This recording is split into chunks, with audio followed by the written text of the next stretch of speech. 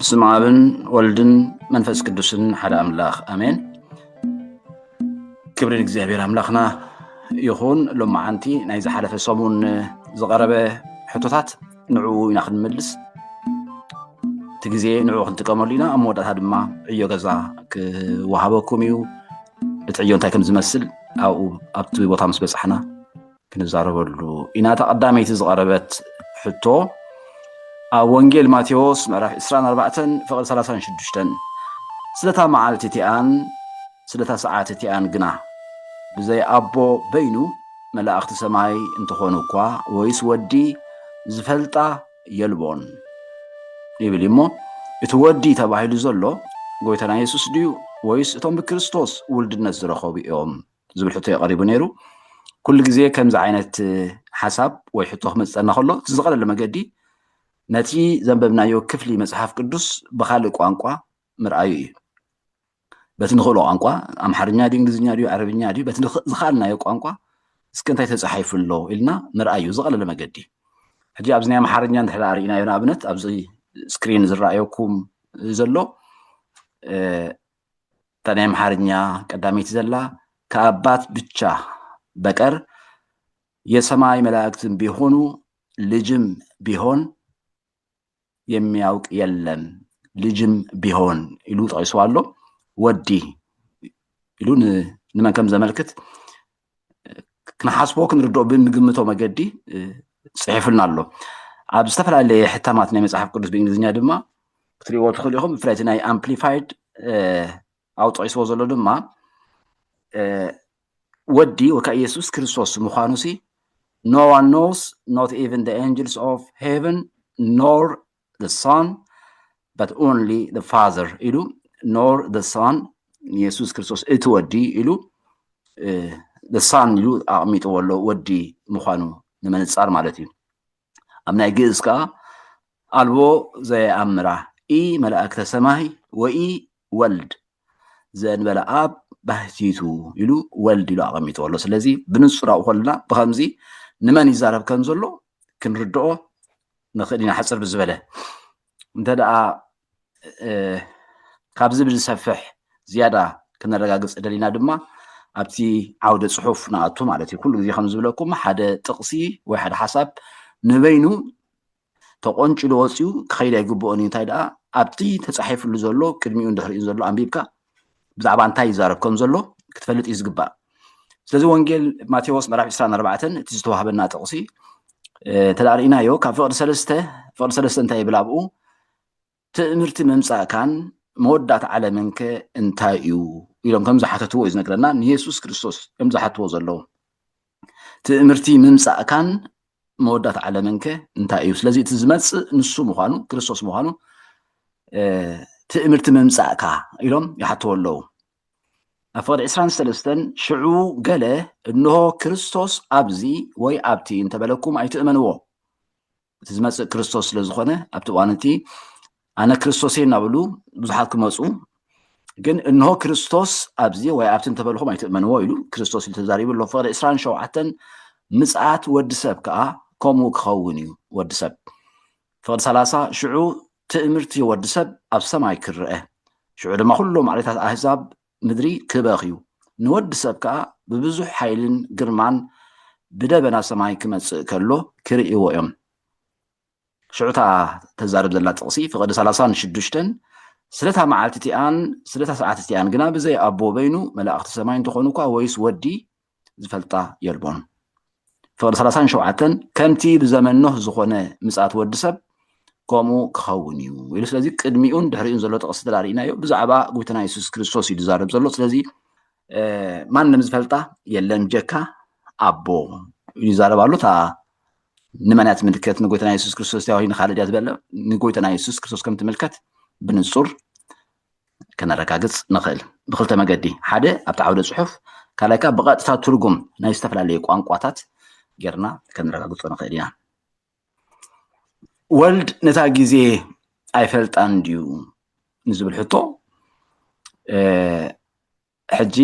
ዝሓለፈ ምስጢረ ስላሴ ክንመሃር ከለና እግዚአብሔር አቦ፣ እግዚአብሔር ወልድ፣ እግዚአብሔር መንፈስ ቅዱስ ጎይታና ኢየሱስ ክርስቶስ ወይ ከእግዚአብሔር ወልድ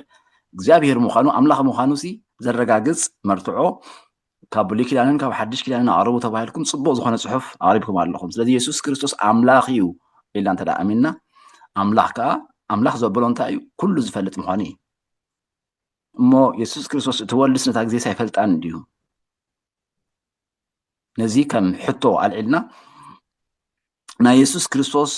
ኣዘራርባ ቅድሚ ትንሳኤን ድሕሪ ትንሳኤን ዘሎ ክንስተውዕለሉ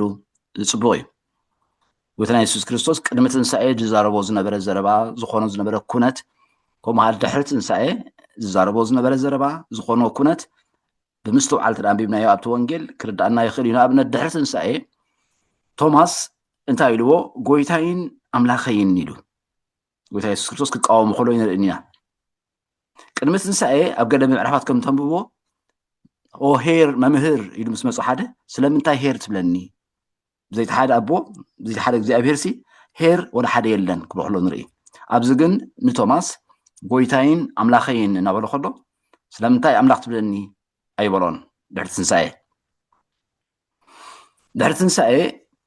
ጴጥሮስ ጎይታይ ንስኻ ኩሉ ትፈልጥ ኣለኻ ኣነ ከም ዘፍቅረካ እውን ትፈልጥ ኣለኻ ከም ዝበሎ ኣብ ወንጌል ዮሃንስ 21 ተጻሒፉልና ኣሎ። ኩሉ ትፈልጥ ኣለኻ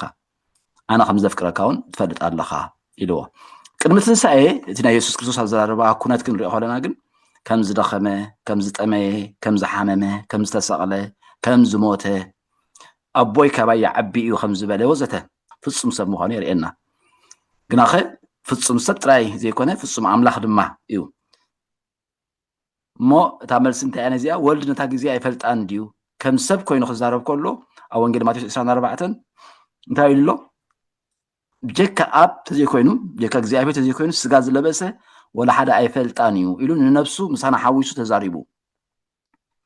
ድሕሪ ትንሳኤ ግና ኣብ ግብረ ሃዋርያት ምዕራፍ 1 ከም ንሪኦ ግብረ ሃዋርያት ምዕራፍ 1 ፍቅዲ 7-8 ኣቦ ብስልጣኑ ዝመደቦ ዘመኑን ግዜኡን ክትፈልጡ ናታትኩም ኣይኮነን ኢሎም ንነብሱ ኣብዚ ኣይሓወሳን። ኣቦ ብስልጣኑ ዝመደቦ ዘመኑን ግዜኡን ክትፈልጡ ናታትኩም ኣይኮነን ዳኢልዎም እምበር ዘመኑን ግዜኡን ክፈልጥ ናተይ ኣይኮነን ኣይበሎምን። ምክንያቱ ብመለኮቱ ኩሉ ይፈልጥ እዩ። ብትስብእቱ ግና ከም ሰብ ከማና ስለ ዝኾነ ብጀካ ብሓጢኣት ብካልእ ኩሉ ንዓና ስለ ዝመሰለ ቅድሚ ስቕለቱ ዝተዛረቦ ዘረባ ብትስብእቱ ንስጋውነቱ ነቲ ሰብ ምዃኑ ዘመልክት ብኸምኡ ኣይፈልጣን እዩ ክብል ከሎ ንሪኦ ማለት። ስለዚ ኢየሱስ ክርስቶስ ፍጹም ሰብ ፍጹም ኣምላኽ ስለ ዝኾነ በቲ ሰብኣዊ መንነቱ ክዛረብ ከሎ ከምቲ ጠመየ፣ ደኸመ፣ ነብዐ እንብሎ ልክዕ ከምኡ ድማ ነታ መዓልቲ እቲኣ ኣይፈልጣን እዩ ተባሂሉ ተጻሒፉ ኣሎ። ብመለኮቱ ግና ኣምላኽ ስለ ዝኾነ ኣምላኽ ከዓ ኩሉ ስለ ዝፈልጥ ብርግጽ ይፈልጣ እዩ። ቀፂሉ ዝቐረበ ሕቶ እቲ ሰረፀ ዝብል ወይ ከዓ ይሰርፅ ዝብል ቃልሲ ዝሓሸ ትግርኛ ካልእ የብልና እንድዩ ዝብል እዩ ነይሩ። መጽሓፍ ቅዱስ ወንጌል ዮሃንስ ምዕራፍ 15:26 ዝወፅእ ኢሉ ተርጊሙ ኣሎ። ዘሰረፀ ዝወፅእ ኢልዎ እቲ ኣነ ካብ ኣቦ ዝሰደልኩም መፀናንዒ ካብ ኣቦ ዝወፅእ መንፈስ ሓቂ ምስ መፀ ግና ንሱ ክምስክረለይ እዩ።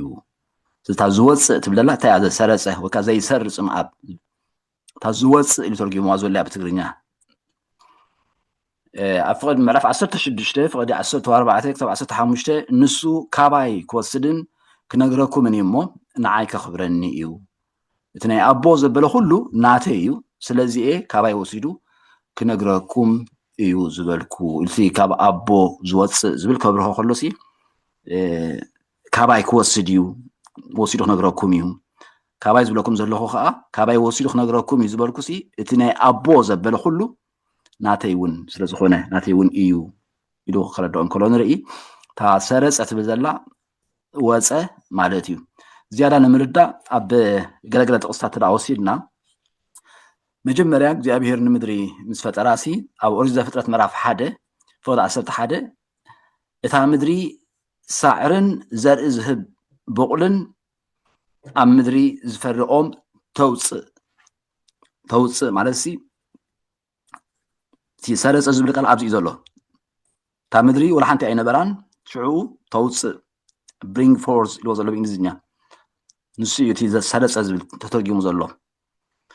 ኣብ ኢሳይያስ ምዕራፍ 11 ፍቅዲ 1 ካብቲ ክሩት ጉንዲ እሰይ ከዓ ሓደ ጠጥዒ ክጭብጭብ ክጭብጭብ ተባሂላ ዘላ ድማ ሳያታ ክወፅእ ተሰረፀ ክሰርፅ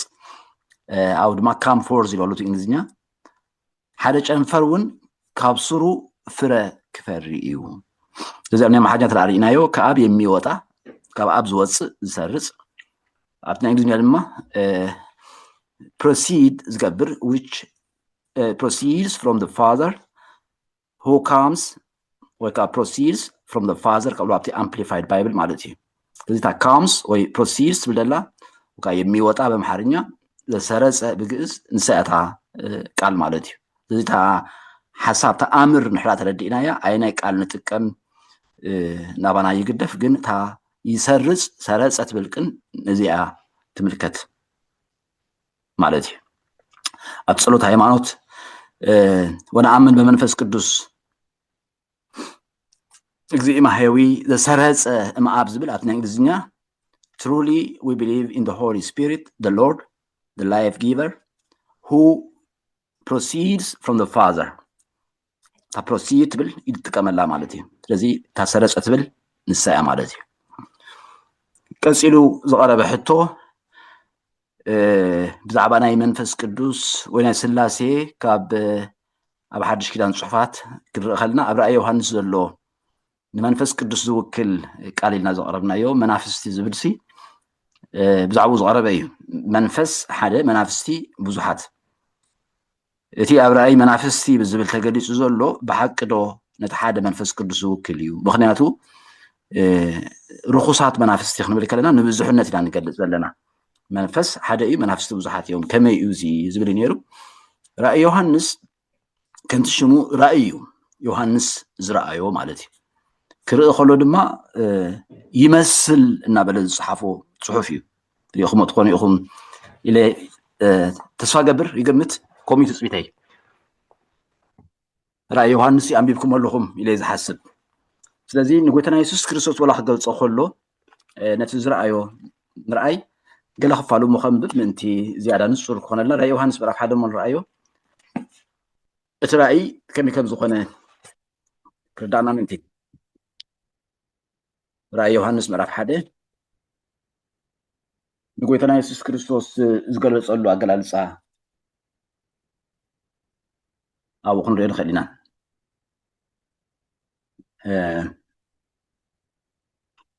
ካብ ፍቕዲ 13 ከምዚ ይብል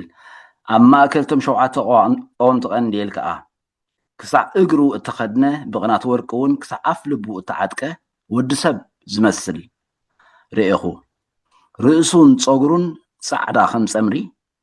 ጻዕዳውን ከም ኣሳሒታ እዩ ኣዒንቱ እውን ከም ሃልሃልታ ሓዊ እየን ኣእጋሩ ኣብ ሓጎዶ ከም ዝረሰነ ዘንፀባርቕ ኣስራዚ ሊባኖስ ይመስላ ድምፁ እውን ከም ደሃይ ብዙሕ ማያት እዩ ኣብ የማናይ ኢዱ 7 ከዋኽብቲ ኣለውዎ ካብ ኣፉ እውን ክልተ ዝኣፉ በሊሕ ሰይፊ ይወፅእ ትርኢቱ እውን ከምታ ብሓይሊ እትበርህ ፀሓይ እዩ ምስ ረእኽዎ ድማ ከም ሞት ኮንኩ እናበለ ይቕፅል ሕጂ እቲ ዝገልፀሉ ዘሎ ኣገላልፃ ዝጥቀመሉ ዘሎ ቃላት ከምዚ ይመስል እናበለ ዝጥቀመሉ ዘሎ ራእይ ምዃኑ ኣብ ግምት ከነእቱ ይግባአና እዩ ካልኣይ እቲ ናይ ኣሃዛት ወይ ናይ ቁፅሪ ኣጠቃቕማ ኣብ መፅሓፍ ቅዱስ ዝሓለፈ ትንክፍ ኣቢልናዮ ነርና እቲ 7 ዝብል ምልኣት ከም ዝገልጽ ተንኪፍና ነርና ንዑ ድማ ምርዳእ የድልየና ስለዚ ራእይ ምዕራፍ 1 ፍቕዲ 4 ካብቲ ዘሎን ዝነበረን ዝመጽእን ካብቶም ኣብ ቅድሚ ዝፋኑ ዘለው 7 መናፍስትን ካብቲ እሙን ምስክርን በኽሪ ምዉታትን ርእሲ ነገሳት ምድሪ ዝኾነ ኢየሱስ ክርስቶስ ከዓ ጸጋን ሰላምን ምስኻትኩም ይኹን ኢሉ 7 መናፍስቲ ዝብል ከም ሳልሳይ ኣካል ናይ ስላሴ ከም ዝገለጾ ተቐይስና ነርና ራእይ ምዕራፍ 3 ፍቕዲ 1 እቲ 7 መናፍስቲ ኣምላኽን 7 ከዋኽብትን ዘለውዎ ከምዚ ይብል ኣሎ 7 መናፍስቲ ኣምላኽ ራእይ 4 ፍቕዲ 5 ኣብ ቅድሚ እቲ ዙፋን ከዓ 7 መብራህቲ ሓዊ ይነድድ ነበረ ንሳቶም እቶም 7 መናፍስቲ ኣምላኽ እዮም رأي حمشته فرشدشته تحاريدو كم زنبرز مسل جنشل دويلو رأيه نسو شوعة قرنن شوعة عينن اللوو نساتهم كأ اتوبنا بزلا مدري التلاكو شوعة منافست أملاخ يوم يبل الجزي شوعة منافست أملاخ بنتجروا لبزي شوعة عيني زلوو نبزلا مدري التلاكو عيني نمرأي ندي زقلقل እግዚአብሔር ኩሉ ዝርኢ ኩሉ ዝፈልጥ ምዃኑ ሙሉእ ምዃኑ ሸውዓተ መናፍስቲ ኣምላኽ ኢሉ መንፈስ ኣምላኽ ንምባል እዩ ግን መናፍስቲ ንምንታይ ሸውዓተ ዝጥቀም ዘሎ መልኣት እዩ ናይ ኣለና ግን መልኣት ምዃኑ ብኸመይ ከነረጋግፅ ንኽእል ንሕሪድና ትንቢተ ኢሳይያስ ምዕራፍ 11 ፍቕዲ 2 ኣብ ልዕሊኡ ድማ መንፈስ እግዚአብሔር መንፈስ ጥበብን ኣእምሮን መንፈስ ምኽርን ሓይልን መንፈስ ፍልጠት እግዚአብሔርን ፍርሃቱን كعرف يلو شوعته منفس يتقص ማለት እዩ ملؤن ፍጹምን ዝኾነ ሓደ መንፈስ ቅዱስ ግናኸ መንፈስ እግዚአብሔር መንፈስ ጥበብ መንፈስ አእምሮ መንፈስ ምኽሪ መንፈስ ሓይሊ መንፈስ ፍልጠት መንፈስ ፍርሃት እግዚአብሔር ኢሉ ሸውዓተ መልአት እዩ እግዚአብሔር መንፈስ ቅዱስ ዝገልጸሉ እዩ ግን ብኸምዚ ኣብ ትንቢተ ኢሳይያስ ኣቀዲሙ ኢሎ ለሕጂ ነዚ ሸውዓተ መናፍስቲ ዝብሎ ዘሎ ነቲ ባህርያቱ ወይ ከዓ ነቲ ፀጋታቱ ነቲ ንሱ ዝዕድሎ ፀጋ ንዑ ንምንፅብራቕ ዝተገብረ እዩ ሸውዓተ መናፍስቲ ዮሃንስ ራእይ ክርኢ ከሎ ነዚ ሸውዓተ መናፍስቲ ዝብሎ ዘሎ ነቲ መንፈስ ኣምላኽ ምዃኑ ካብቲ ፅሑፍ ክንሪኦ ክንርድኦ እውን ንኽእል ኢና ስለዚ በዚ ምክንያት እዚ ሸውዓተ መናፍስቲ ተባሂሉ ዘሎ ንመንፈስ ቅዱስ እዩ መንፈስ ቅዱስ ሙሉእ ምዃኑ ኣብ ኩሉ ዘሎ ምዃኑ ንምርኣይ صنحنا لما كنا رأينا مستناي سلاسي أكال جلز زبل تي كل زفلت كل زخل مخانو تي ملعت زبل نعود كم زو كلنا كن رأينا كاسيلو صغار بحتو أب قبل حواريات بسم يسوع ستأمكو يزبل قويت أنا أجن كأزز كله بسم أبن والدن منفس كردسن النات معكم يلي عزيزوام إزسي كما يو وكم يمكن الساعة معي خيل بزعبة زي لكن بالنخيل زبل حتى يقرب نيرو مجمع ياخذ نريو تي أب جبر هواريات قريب زلوا بعرف كلته فور 30 شمنتن هواريات بيتروس حتى قداميتي سبكتو دحري ملأت منفس قدس ومنفس قدس من سورده قداميتي لسبخ سبكت معرف كلته فور 30 شمنتن تنسحوا نفس وكافكم لما نحرقت حاتيات بسم يسوع كريستوس يتمام إلو قبل حوالات مراف شومونته فضع 16 زي قبل حوالات شومونته دمان أي سب سماريا مالتيو فيليبوس كيلو زتمام بسم يسوع كريستوس كتمقو عززه قبل حوالات مراف 10 وي عيتتهم كل نبرو يعتكون تخل زي مراف شومونته أتميقو معلوم قبل حوالات مراف 10 فقدي 40 شومونته بسم يسوع كريستوس كتمقو عززه ናይ ቆርኔሌዎስ እዚ ምዕራፍ 10 ምዕራፍ 19 ድማ እቶም ደቂ መዛሙርቲ ዮሃንስ ዝነበሩ ጥምቀት ዮሃንስ ላይ ተጠሚቖም ዝነበሩ ብዛዕባኦም ክዛረብ ከሎ ጳውሎስ ዝበሎም እዚ እዚ ምስ ሰምዑ ድማ ብስም ጎይታ ኢየሱስ ተጠምቁ ወይ ክጥምቁ ኣዘዘ እቲ ኣባህላ ተገማጢሉ ክኸውን ይኽእል ግን እቲ ምዕራፋት ከም ዘለዎ ኮይኑ እዚአን እንተን ብዛዕባ بيسوس كريستوس تطمعوا باسم يسوع تطمعوا قال الزبل أبقى بالحوارات نرخبه قالوا بقالوا نبوا لنا بعلنا باسم يسوع كريستوس يطمعوا باسم يسوع كريستوس تطمعوا عززه باسم قويتاي تطمقوا النبرو تطمقوا نابل الزاربنا مالتي هجي الرأياتات إتهم بسلاسي زي أمنو زي بيس حدا يو سلاسي نت يبلون إلهم زي أمنو انت يا مزولون تا قويتاي يسوع كريستوس زعبات إزاز سلازي خيرو نخلهم أحزاب بسم أبن والدن منفس قدوسن تا بسم تبلدلا بقدامي كم زرعنايو نحادنتن نسلستنتن توكلنا تزاريبنا لو نيرنا بسم نصل سلازخونه سينغولار سلازخونه يسوس نحري لك ملأت كله أبون والدن منفس قدوسن يتأمريو سلازي أملاح حدا سلازخونه حوالاتك بسم يسوس أتأميقهم طب بسم تبلدلاسي قال يوم تيابزلوها بسمعي كم زبالة ተስምት ብልካ ኣና ኣብን ወድን መንፈስ ቅዱስን ተጠቃልል ስለዝኾነት የሐዋርያት ብኡ ኣጠሚቖም ንሕና እውን ብኡና ነጠምቕ ኢሉ እዚኦም እቶም ኣዝዮም ውሕዳት ዝስዕብዎ ዝብልዎ ኣረኣእያ እዩ እዚ ማለት እዩ ከምዚ ዓይነት ኣረኣእያ እቶም ብስላሴ ንኣምን ዝበዝሐ ዳርጋ ኩሉ ሰብ ወላ ዞም ናይ ፔንቴኮስታል ይኹኑ ወላ ናይ ፕሮቴስታንት ይኹኑ ጥንታዊ ናይ ቤተክርስትያን ካብ ብርግፅ ኦርቶዶክስ ካቶሊክ ኩላተን ጥንታውያን ብስላሴ ንኣምን ክሳብ ሕጂ ብስመ ኣብን ወልድን መንፈስ ቅዱስን ነጠመቕ ማለት እዩ ትናትና ረኣያ ድማ እንታይ እዩ ወንጌላዊ ሉቃስ ነቲ ጥምቀት ብስም ኢየሱስ ብምባል ዝመዝገቦ ኣገባብ ኣጠማምቃ ንምግላፅ ዘይኮነሲ መንነት እቲ ጥምቀት ንምግላፅ እዩ ናይ ጥምቀት እዮም ተጠሚቖም ናይ ኢየሱስ ክርስቶስ ጥምቀት ናይ ዮሃንስ ዘይኮነ ወይ ናይ አይሁድ ልማድ ዘይኮነ እታ ናይ ኢየሱስ ክርስቶስ ጥምቀት እታ ኢየሱስ ዝኣዘዛ ጥምቀት ንሳ ተጠሚቖም ንምባል ኣብ ታሪክ ክፅሕፍ ከለዎ ሉቃስ ብዛዕባ እቲ ኣገባብ ኣጠማምቆም ከመይ ገይሮም ከም ዝተጠምቁ ንምግላፅ ዘይኮነሲ ብናይ መን ጥምቀት ከም ዝተጠምቁ ናይ መንነት ከም ዝኾነ ንምግላፅ ይፅሒፍዎ ዝብል ኣገላልፃ እዩ ዘሎ ካብ ጥምቀት ዮሃንስ ዝተፈለየ ምዃኑ ንምርኣይ እቲ ጥምቀት ምስ ክርስቶስ ምማትን ምስ ክርስቶስ ምትንሳእን ምዃኑ ንምምልካት ድማ እምበር ሃዋርያት ትእዛዝ ጎይታ ጥሒሶም ብናቶም መገዲ ለዊጦሞ ክንብል ኣይንኽእልን ኢና ዝብል ስለዚ ዘን ክልተ ረኣያ ረኣይዎን ኢኹም እቶም ስላሴ ዘይኣምኑ ብመሰረቱ ስላሴ ዘይኣምኑ ስላሴነት የብሉን ኣምላኽ ስለ ዝብሉ ኣብን ወልድን መንፈስ ቅዱስን ምጥቃሱ ኣድላይነቱ ኣይረኣዮምን ስለዚ ድማ ብስም ስለዝበለስ ብስም ኢየሱስ ኢሎም ኣጠሚቖም ሃዋርያት እሱዩ ከዓ ትቕኑዕ ብኡ ኢና ክነጠምቕ ዘለና ዝብል ኣረኣእያ ዘለዎም እዮም እቶም ስላሴ ንኣምን ከዓ ኣይ ጎይታ ዝሃቦ ትእዛዝ ሃዋርያት ቀይሮሞ ክንብል ኣይንኽእልን ሃዋርያት ናይ ኢየሱስ ክርስቶስ ልኡኻት ከምታ ዝበሎም እዮም ዝገብሩ ሉቃስ ከምኡ ኢሉ ፅሒፍዎ ዘሎ ግና ነቲ ኣገባብ ዘይኮነሲ ነቲ መንነት ክገልፅ ስለ ዝደለየ እዩ ዝብል መግለፂ ይወሃቦ ማለት እዩ ሃዋርያት ትእዛዝ ጎይታ ጥሒሶም ክንብል ይከኣለና ዶ ዝብል ሕቶ ኩላትና ክንሓስበሉ ፅቡቅ እዩ ኣብቲ ታሪክ ቤተክርስትያን ምልስ ኢልና እንድሕር ፈቲሽና ግና እቲ ዲድስቅልያ ዝበሃል ምህሮ ሃዋርያት ተባሂሉ እውን ዝፅዋዕ ካብ 60 ክሳብ 150 ዓመተ ምህረት ኣብ ዘሎ ግዜ ተፃሒፉ ተባሂሉ ዝእመነሉ ማለት እዩ 60 ክሳብ 100 ዘሎ ሃዋርያት ዘመን ሃዋርያት ተባሂሉ እውን ዝፅዋዕ ሃዋርያ ዮሃንስ ብሂወት ዝነበረሉ መወዳእታ ዝሞተ ዮሃንስ ስለ ዝኾነ ክሳብ ሽዑ ዝነበረ ግዜ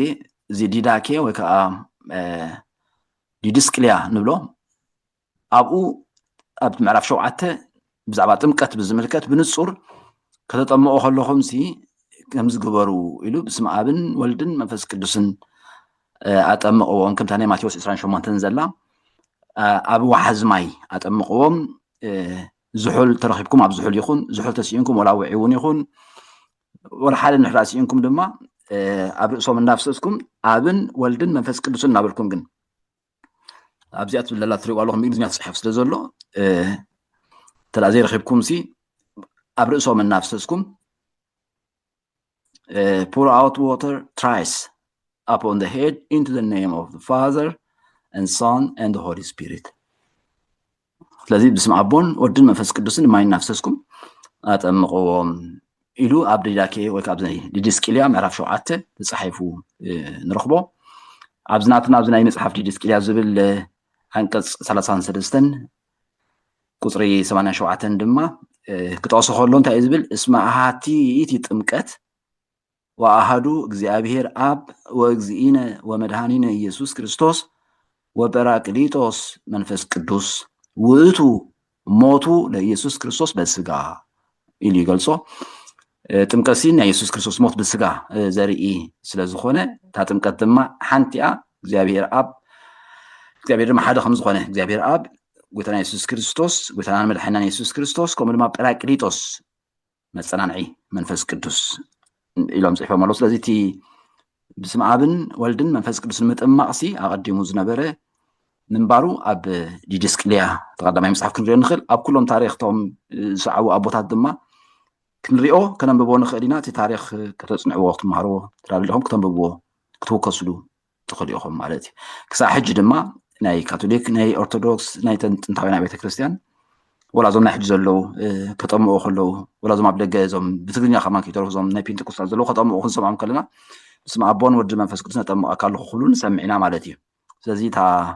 መልሲ بخمزي ክንምልሳ ንኽእል ቅዱስ ቆጶርያኖስ ቅርጣና ብቱኒዝያ ሕጅ ማለት እዩ ዝነበረ ኣብ 210 ክሳብ 258 ዓመተ ምህረት ዝነበረ ኣቦ ብዛዕባ እዛ ንዛረበላ ዘለና ጥቕሲ ከምዚ ኢሉ ይበሃል ጥምቀት ብስም ኢየሱስ ክርስቶስ ጥራይ ተባሂሉ ተጻሒፉ ዘሎ ንኣይሁድ እዩ ኣይሁድ ንሳቶም ድሮ ንእግዚአብሔር ኣቦ ስለ ዝፈልጥዎ بسم يسوع كريستوس ترايم متما يديهم نعو نقول تاع يسوع كريستوس ترايم كقبل وزلوا منبر درون እግዚአብሔር አቦ ይፈልጥዎ ስለዝኾኑ ንወልድ በመقبالهم بسم يسوع ክትመቁ የድልዮም አህዛብ ተራአ ኮይኖም ግና ንሳቶም ንአቦ ኾነ ንወልድ ወይ ንመንፈስ ቅዱስ ስለዘይፈልጡ ኣብ ካል አምላኽ ስለዝጸንሑ ግድን بسم አቦን ወድን መንፈስ ቅዱስን ክትመቁ ኣለዎም ይብል ነበረ ኢሉ ዝንኪ ቆጵርያኖስ ዘቅርጣና ዝብል شوم تصحيح وصل زلوا زيادة كتصنعوا تخليهم سيدنا تو أقرأ صارما تاب اسم يسوع تبل نتوم أيهود تاب اسم أبن ولدن منفس قدسين نتوم على الله أبكال أمنة تصنعوا عب كاب إسرائيل وسعي كاب كده أنا أملاخ زي تصنعهم نجزابير أبو زي فلتو تصنعوا نعاتهم إلو مجلسي هو 5 نبرة دماء كاب تاريخ كنا بوا نخلينا بس إلو صغار بحطوا أبيت كريستياننا نمهرو من فترك نفسي سلاسي بمن كتأمني بسلاسي خنديهم حدا خونو سلسته خونو بمنتاي سلسته خونو بسم بقبري بأكال بمنتاي كحدا خونو زبل إزسي منسحفو مسوسانتات تنقدامو تغوبايتاتك يسمع معدو زبل حتو يقريب نيرو ازي صبو اقداس حتو دمايو حجي تمنسحفو زبل ابتي مزغب هايمانوت زبال مصحف اني زركب زي ناب إيرتران تلاخيرنا قدام دبر بيزن تبعو زلو عبوتات نتا مزقب هايمانوت لهم بتقرنيا صحيفو ما ساعتاني ام دبر بيزن وهروتاني هذا بدر حماسين اتبلتا مصحف تدا بقلقات إماتكم مالتي ساعتاني موسعة كاب دبر بيزن عدتا دما مدر حماسين إيرترا مالتي لحفشو كوميات بلتا السنة مصحف مزقب هايمانوت ساعتاني مدبر بيزن وهروتاني أبو مدرح ماسين تبل مالتي أو تصحيح عينا نرخبه أبز مزقب هايمانوت زبلناي إثيوبيا أرثوذكس بيتكريستيان زدالو منبر صباوت قدس سلاسي زدالو وغنا صبو حساب هيبا مالو انت يعملهم زلو بحصي بزمن حصي فاسيل استدالو ناي إثيوبيا ليقاونت تتصحفه بمحانيا تريو لهم የተዋህዶ ሃይማኖት ድንጋጌ በአፄ ፋሲል ዘመን በኢትዮጵያ ሊቃውንት የተደረሰ ይብላሉ ኣብኡ ኣብቲ መእተዊ ናቱ ድማ እንታይ ብል መስለኩም ኣብቲ መእተዊ ናይ መጽሓፍ እዚ መዓስ ከም ተጻሕፈ ገለ ጠቂሱ ቶም ደረሱ ኢትዮጵያውያን ከም ዝኾኑ ሽም እኳ ተዘይገበሩሉስ ግን ኢትዮጵያውያን ከም ዝኾኑ ምርድኡ ይከኣል እዩ ኢሉ ኣብቲ መእተዊ ገይሩ ድሕሪያ ግን ኣዝዩ ኣገዳሲ ዝኾነ ሓሳብ እንታይ ድሎ ብዙሕ ዝቐረበ ፅሑፋት ኣሎ ኣብ ኢትዮጵያ በቲ እዋኑ ምክንያቱ ካብ ግብፂ እንዳመፁ የመሓድሩ ስለ ዝነበሩ እቶም ዝነበሩ ሊቃውንት ኩሎም ይፅሕፉ ነይሮም ሕጂ ተሓንበባ ዝደለኹ እንታይ ድሎ ወላ ሓንበባ ኩላ ከዚህም ሌላ በየጊዜው አንድም ሁለትም ከዚህም የበለጠ ቁጥር ያላቸው አባቶች እየተሰበሰቡ በልዩ ልዩ መልክ የሃይማኖት መጽሐፍ እየጻፉ ማቅረባቸው አልቀረም ነበር ሓደ ክልተ ከው ዝበዝሑ ቁጥራት ዘለዎም አቦታት መጽሐፍና ጽሐፉ يقرቡ ነይሮም ለምሳሌ ንኣብነት ይሄው መዝገበ ሃይማኖት አምስቱ አዕማደ ምስጢር ምዕላደ ሃይማኖት መጽሐፈ ባህሪ ወዘተ ከዚህም ዝኣመሰሉ ጽሒፎም አቅርቦም ነይሮም ግን በዚህ መልክ ሲቀርብ በመካከሉ ያለውን አንዳንድ ስህተት አርሞ የኢትዮጵያ ቤተክርስቲያን በአዋጅ የምትቀበለው ዶግማ ይህ ነው ብሎ ወስኖ ደንግጎ ማቅረብ የቤተክርስቲያን አባቶች ዋናውና ተቀዳሚው ተግባር ነበር ይኹን ዳምበር ኣብቲ አውሽጦም ዘሎ ገለገለ ሓደ ስህተታት አሪምካ በአዋጅ እዚ ቤተክርስቲያን ተቀበሎ ዶግማ እዩ ኢልካ ናይ ምቕራብ ሓላፍነት ግን ናይ ቤተ ክርስቲያን ኣቦታት ቀዳማይ ተግባር እዩ ኢሉ ጽሒፍሎ ስለዚ ኣብ ውሽጡ መርሚርና እንረኽቦ ገለገለ ስሕተታት ተለኣሎ ኮይኑ ምጥቋም እዚ ከም ዝኣመሰለ ከመይ እዩ ኢልካ ሓሳብ ምቕራብ ነቶም ኣቦታት ሲኖዶስ ተኣኪቡ ድማ ውሳኔ ክወስደሉ ከም ዝግብኦ ኣብ ምግባር ናይ ነፍሲ ወከፍ ሰብ ሓላፍነት ይኸውን ስለዚ ተሕቶ መን ጽሒፍዎ ንዝብል ርኢና ኣለና ምስቲ ቀዳማይ ጉባኤ ምስቶም ቀዳሞት ሰለስተ ጉባኤታት ይኸይድ ዶ ይሳነዶ ንዝብል ከዓ ንሕና ድሮ ተማሂርና ኢና ሰለስተ ጉባኤ ሕጂ ድማ ምስጢረ ስላሴ ተማሂርና ኣለና ስለዚ ይኸይድ ዶ ኣይከይድን መርሚርና ናይ ምፍላጥ ሓላፍነት ናትና እዩ ንኣብነት ስላሴ ክንደዮም ሓደ ኾኑ ሰለስተ ኾኑ ብምንታይ ሓደ ኾኑ ብምንታይ ከሰለስተ ኾኑ ንዝብል እቲ ዝበሃል ዘሎ ሲ ቁኑዕ ድዩ ትኽክል ድዩ ወይስ ትኽክል ኣይኮነን ድዩ መርሚርካ ናይ ምፍላጥ ኣባና ዝሕደግ እዩ ኣዝዩ ኣገዳሲ ኣዝዩ መሰረት ዝኾነ ትምህርቲ ምዃኑ ክትርእይዎ ኢኹም መርምርዎ ቀሲልኩም ነቲ ዝተምሃርናዮ ሲ ከመይ ገይሩ ከቕርቦ ከም ዘለዎ ድሓር ኣብቲ ካብኡ ዝተበገሰ ሕቶ ድማ እንታይ መፅእ ነይሩ ኣብቲ መን ፈጠረክ ነፍሲ ዝብል ሲ ንስላሴ ዓይኒ እዝኒ ኣፍንጫ ከም ዘለዎም ይገልጽ እዩ እሞ ብዘይካ እቲ ብስጋ ተገልጸ ወልድ ንኣብን ንመንፈስ ቅዱስን ከምኡ ኢደ እግሪ ዓይደ እዝኒ ዘለዎም ጌርና ክንሓስቦም ሲ ይከኣለና ድዩ ኣምላኽ መንፈስ ዶ ይኮነን ኣምላኽ መንፈስ እዩ ከመይ ጌርና ደኣ ከምኡ ክንብል ንኽእል ሓንቲ ጥቕስ ክንብብ ኢሳያስ ምዕራፍ 4 ፍቅዲ 18 እምበኣርሲ ንኣምላኽ ምስ መን ተመሳስልዎ ምሰይናይ መልክዕከ ከተመዓራሪዎ ኢኹም እግዚኣብሔር መንፈስ እዩ ኢድ ዓይኒ እግሪ ተደኣ ጌርናሉ ሲ ንውስኖ ኣለና የማነይቲ ኢዱ በዛ ሓደ በዚ በቲ ሓደ ወገን የላን ማለት እዩ ስለዚ ንውስኖ ኣለና እግዚኣብሔር ከምኡ ይኮነን እግዚኣብሔር መንፈስ እዩ እግዚኣብሔር ምሉእ እንተበኩለሄ እዩ ኣብ ኩሉ ኣብ ሓደ እዋን ምሉእ ዝኾነ ኣምላኽ እዩ ኣምላኽ መንፈስ እዩ መቕደስ ክንሰርሓልካ ምስ በለ ዳዊት ብሰሎሞን ዝተሃንፀ ማለት እዩ ከመይ ዝበለ ቤት ኢኹም ክትሰርሑለይ ሰማይ ዙፋነይ ምድሪ ከዓ መርገፂ እግረይ ስለዚ እግዚኣብሔር መንፈስ እዩ ብርግፅ እዚ ፅቡቅ መረዳእታ ዘለዎ ሕቶ ይቐሪቡ ዘሎ መልክዕን ምስልን ስላሴ እቲ ኢድ ኣምላኽ ዓይኒ ኣምላኽ ኣፍንጫ ኣምላኽ ወይ እግሪ ገለልና እንጠቕሶ ሲ ኣብ መፅሓፍ ቅዱስ ነንብቦ ከምኡስ እንታይ ዳ እዩ ዘመልክት መልክዕን ምስልን ኣምላኽ ክበሃል ከሎ ከመይ ማለት እዩ ከምዚ ናትና ቅርፂ ኣካላት ዘለዎ ማለት ድዩ ኣይፋልን መፅሓፍ ቅዱስ ነዞም ቃላት ክጥቀመሎም ንሕና ክንርድኦ ምእንቲ እዩ ከምኡ ዝጥቀም እቲ ኣገባብ እቲ ድማ ትርእይዎ ከም ዘለኹም ኣብዚ ኣንትሮፖሞርፊዝም ይበሃል መግለፂ እዩ ንሕና ምእንቲ ክንርድኦ ንዓና ክቐለልና ምእንቲ ተባሂሉ እዩ ንኣብነት ኢድ ኣምላኽ ተላኢሉ ወይ የማነይቲ ኣምላኽ ተላኢሉ ስልጣኑ ሓይሉ ንምግላፅ እዩ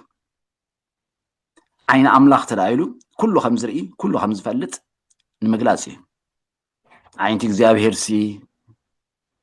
ናበለ ዝዛረቦ ኣእዛን እግዚኣብሔር ናበለ ዝዛረቦ ማለት እዩ ኣፍንጫ ኣምላኽ ተላኢሉ መስዋእቲ ከም ዝተቐበለ ንምግላፅ እዩ ሸቲትዎ ንዝብል ማለት እዩ ብሓፂሩ ብመልክዕ ኣምላኽ ተፈጢርና ክንብል ከለና ኣብ ውሽጥና ዘሎ መንፈሳዊ ተፈጥሮ ናፃ ፍቓድ ኣእምሮ ፍቕሪ ዘለዓለማውነት ሕያውነት ሰናይ ምዃንቲ ናይ እግዚኣብሔር ንብሎ መልክዕ ኣምላኽ ኣለና ማለት እዩ እምበር እቲ ስጋዊ ቅርፅና ኣይኮነን ስለዚ እታ መልክዕን ምስልን ትብል ዘላ ክንርድኣ ፅቡቅ እዩ ኣብቲ ናትና ትምህርቲ ኣብዚ ናይ ቤተክርስትያን ትምህርቲ ፅቡቅ ጌሮም ይገልፅዎ እዮም ንፍጠር ሰብኣ ብኣርኣያነ ወብኣምሳሊነ ዝብል እቲ ኣርኣያ እቲ ምስሊ ዝብል ሲ መልክዕን ምስልን ሲ ይመቃቐልዎ እቲ መልክዕ እቲ ንሰብ ዝተዋሂብዎ ዘሎ እዩ ንኩሉ ሰብ ተዋሂብዎ ዘሎ እዩ ብኣርኣያ ስላሴ ስለ ዝተፈጠርና ሲ ንሱ እዩ እቲ ምስሊ ግና እቲ ንእግዚኣብሔር ዝመስል እዩ ከምቲ ኣነ ፍፁም ዝኾንኩ ፍፁማን ኩኑ ከምቲ ኣነ ቅዱስ ዝኾንኩ ቅዱሳን ኩኑ ዝብሎ ንእግዚኣብሔር ክንመስል ወይ ንወዱ ንየሱስ ክርስቶስ ክንመስል ኢና ተፈጢርና ስለዚ ንዕኡ ንምምሳል ከምቲ ኣነ ንየሱስ ዝመስሎ ዘለኹ ንስኻትኩም ድማ ኣይምሰሉ ተባሂልና ዘሎ እቲ ምስሊ ዘጥፋእናዮ ናይ መጀመርያ ዝነበረ ክብሪ ንዕኡ ብኡ ክንመስሎ ከለና ብባህርያቱ ማለት እዩ በቲ ሰናይ ምዃኑ በቲ ፍቕሪ ምዃኑ ንሱ ምስሊ እዩ እቲ መልክዕ ግና ንኩሉ ሰብ ዝተዋህበ እቲ ነፃ ፍቓድ እቲ ኣእምሮ እቲ ምሕሳብ እቲ ምውሳን እቲ ምግዛእ እሱ ማለት እዩ ዝቐረበ ርእቶ ምስጢረ ስላሴ ድሮ ተወዲኡ ምስጢረ ስጋዊ ድማ ክንጅምር ይበሃል ኣሎ እሞ ኣሰንቢዱኒ ኣመና ዶ ንጎይ ኣለና ቁሩብ ንሕዳእ ዝብል ርእቶ ቀሪቡ ቅቡል ርእቶ እዩ ተቐቢለዮ ኣለኹ ማለት እዩ ሕጂ እንታይና ክንገብር ዕዮ ገዛ ይኽበኩም ምስጢረ ስላሴ ተማሂርና ወዲና ስለ ዝኾንና ክልተ ዕዮ ገዛ ኣለዋ እዚ ዕዮ ገዛ እዚ ዘተ እዩ ስለዚ ክትዛተዩ ኢኹም ማለት እዩ ካብ ነፍሲ ወከፍ ጉጅለ ወኪልኩም ሓደ ንዓኹም ዝወክል ዓይነት ርእስትኩም ዝበፅሕትኩም ምስ ረኣና ወኪልኩም ከተቕርቡ ኢኹም እቲ ዘተ እንታይ እዩ ቀዳማይ ዘተ ግልፀት ዘድዋታት መምሬ እቲ ኣብ ድዋታት መምሬ ንኣብርሃም ዝተገልፀሉ ሲ ከምቲ ዝረኣናዮ ስላሴ እዮም ወልድ ምስ ክልተ መላእኽቲ እዮም ዝብል ኣረኣያ ርኢና ነርና ሕጂ እቶም ስላሴ ዝበፅሓኩም እቶም ዝተገልፁ ስላሴ እዮም ኢልኩም ንምንታይ ከምኡ ከም ዝኣምኑ እቶም ከምኡ ዝብሉ ከተእምኑና ኢኹም ማለት እዩ ልክዕ ከምቲ ናቶም መርገፂ ወሲድኩም ሲ ኣብኡ ክትገልፅዎ ኢኹም እቶም ዝተገልፁ ስላሴ እዮም ምክንያቱ ብከምዝን ብከምዝን ብከምዝን ምክንያት ኢልኩም እቲ ዝተማሃርናዮ ንዕኡ ትደግምዎ ማለት እዩ ናትኩም ሓሳብ ወሲኽኩም ርግፅ እቶም ወልድ ምስ ክልተ መላእኽቲ እዮም ዝብል ዝበፅሓኩም ትገብሩ ኸዓኒ እቶም ዝተገልፁ ወልድ ምስ ክልተ መላእኽቲ እዮም ምክንያቱ ኢልኩም እቲ ዝተማሃርናዮ ኩሉ ዝርዝር ዘሎ ንዕኡ ኣምፂኹም ከተእምኑ ትፍትኑ ትዛተዩ ማለት እዩ ስለዚ ንኣብነት ጉጅለ ሓደን ጉጅለ ሰለስተን እንድሕር ደኣ ኮይኖም እዚኦም ጉጅለ ሓደ ምስ ጉጅለ ሰለስተ ካብ ጉጅለ ሓደ ወልድ ምስ ክልተ መላእኽቲ እዮም ኢሉ የእምነና ካብ ጉጅለ ሰለስተ ድማ ስላሴ እዮም ኢሉ የእምነና ማለት የእምነና ክለኩም ከለኹ እቲ ሓሳብ ፅቡቅ ገይሩ ይገልፆ ክንኣምኖ ከም ዘለና ሽዑ እቲ ውሳኔ ተማሂርናዮ ስለ ዘለና ኣይናይ መርገፂ ንወስድ ኣይናይ ክሳይ ንገብር ናብና ይሕደግ ተዕዮ ግን እዚኣ እያ ተቐዳሚት እዩ ካልአይቲ ንዓ ትመስላ ድማ ስርፀት መንፈስ ቅዱስ እዩ ብዛዕባ መንፈስ ቅዱስ ካብ ኣቦ ጥራይ ይወፅእ ካብ ወልድ ኣይሰርፅን ወይ ኣይወፅእን ዝብል ናትና እምነት እዩ ናይ ኦርቶዶክስ ቤተክርስትያን እምነት እዩ ካቶሊካዊት ቤተክርስትያን ትርከቦም ናይ ፕሮቴስታንት እውን ዝርከቦም ድማ ካብ ኣብን ካብ ወልድን ዝወፅእ ይብሉ ንሶም ምክንያት ኣለዎም ንሕና ምክንያት ኣለውና ስለዚ ብጉጅለ ክበፅሓኩም ከሎ እቲ ዝበፅሖ ካብ ኣብ ጥራይ ዝበፅሖ ጉጅለ መንፈስ ቅዱስ ካብ ኣብ ጥራይ ዝሰርፅ ምክንያቱ ኢልኩም ከምቲ ዝተማሃርናዮ ትገልፅዎ ማለት እዩ እቶም ካብ ወልዲ እውን ይሰርፅ እዩ ዝበፅሓኩም ድማ መንፈስ ቅዱስ ካብ ወልዲ እውን ይሰርፅ እዩ ምክንያቱ ኢልኩም ከምቲ ዝተገልፀ ጌርኩም ትገልፅዎ ንምንታይ እዩ እቲ ዕላማ ክልቲኡ ምስ ፈለጥካዮ ሽዑኡ እቲ ቁኑዕ ወይ ከዓ ተኣሚንካሉ ዘለካ ንምንታይ ኣሚንካዮ ከም ዘለካ ብምልኣት ክትርድኦ ስለ ዘኽእለካ እዩ ምክንያቱ ኣዕኑድ ኢና ንመሃር ዘለና ዓንድኻ እንታይ እዩ ንፋስ ዝተመፀ ዘይንውንዎ ውሒስ እንተወሓዘ ዘየፍርሶ ፅኑዕ ኮይኑ ዝቐውም ማለት እዩ ቀሊል መረዳእታ ዝሓለፈ ሰሙን ዝሓተትኩሞ ሕጂ የሱስ ክርስቶስ ነታ መዓልቲ ምፅኣት ይፈልጣ ዶ ኣይፈልጣን ዝብል ኣብ ምስጢረ ስላሴ የሱስ ክርስቶስ ኣምላኽ ኢልካ እንድሕር ተማሂርካ የሱስ ይፈልጣ ዶ የሱስ ኣይፈልጣን ዝብል ሕቶ ክመፀካ ኣይክእልን እዩ ድሮሲ ዘይነቕነቕ ፅኑዕ ዝኾነ የሱስ ክርስቶስ ኣምላኽነት መሰረት ሰሪትካ ኣለኻ ማለት እዩ እሞ ሕጂ ናብቲ ምምራፅ ክንኣቱ ኢና አንዳንዴ እንደዚህ እኮ ነው